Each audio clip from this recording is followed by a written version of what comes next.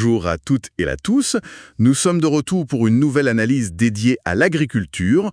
Aujourd'hui, nous allons aborder un sujet essentiel pour cette activité, les circuits courts. Un nouveau mode de consommation qui permet de valoriser notamment le local et les produits frais. Je suis Bruno. Et je suis Léa. Ensemble, nous allons vous dévoiler les chiffres clés de l'Observatoire agricole pour mieux comprendre les circuits courts, les opportunités et menaces liées à ce mode de commercialisation, mais aussi leur place sur le territoire de l'Agence d'urbanisme de l'Artois. Alors, pour commencer, qu'est-ce qu'on entend exactement par circuit court? J'ai l'impression que tout le monde a sa petite idée, mais quelle est la définition officielle? C'est une bonne question. En fait, c'est assez simple. Officiellement, un circuit court, c'est une vente avec un seul intermédiaire maximum entre le producteur et le consommateur. D'accord. Donc, contrairement à ce qu'on pense souvent, le critère principal, ce n'est pas la distance géographique. Exactement. L'idée, c'est le lien. Soit c'est de la vente directe, donc directement à la ferme, sur un marché, soit c'est indirect, mais via un seul maillon, comme un restaurateur ou un petit commerçant. Compris. Et ce modèle, il prend de l'ampleur sur le territoire de l'Agence d'urbanisme de l'Artois. Ah oui, et c'est ça qui est fascinant.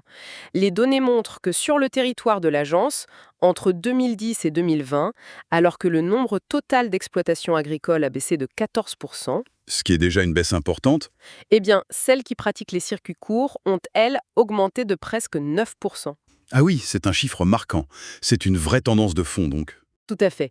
En 2020, ça représentait 319 exploitations, donc quasiment un agriculteur sur 5 sur le territoire. Et pour 90% d'entre elles, c'est de la vente directe. 1 sur 5, c'est énorme. Mais j'imagine que cette moyenne cache des réalités différentes. Est-ce que cette croissance, elle est uniforme partout sur le territoire de l'agence? Non, pas du tout. Les dynamiques varient très fortement. On a par exemple la communauté d'agglomération de Béthune-Bruay, Artois-Lys-Romanne, qui en compte le plus, avec 171. D'accord. Mais là-bas, on observe une légère baisse. Et à l'inverse, si on regarde la communauté de communes du Ternois, là, on a une progression remarquable de plus de 50%. Plus 50%, c'est spectaculaire. Comment on explique un tel écart? Ça s'explique par les nombreux avantages du modèle, mais aussi par ses défis.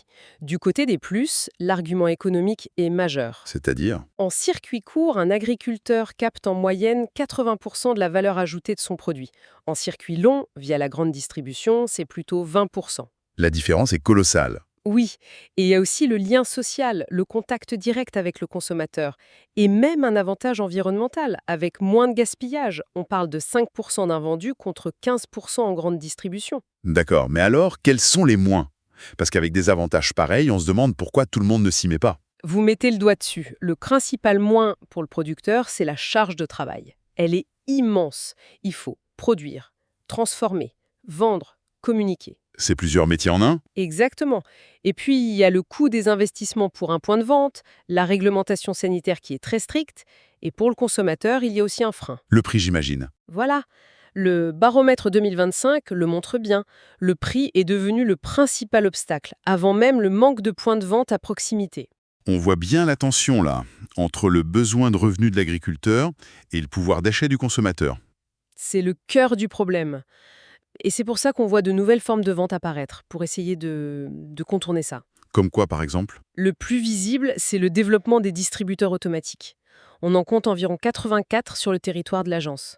Ah oui, les casiers. C'est ça, on en trouve beaucoup dans les zones plus urbaines, comme sur les territoires de la communauté d'agglomération de Béthune-Bruay, Artois-Lys-Romanne, ou celle de Lens-Liévin. Et le numérique aide aussi, non? Avec les plateformes en ligne. Oui, des plateformes comme Ou Acheter Local recensent les producteurs.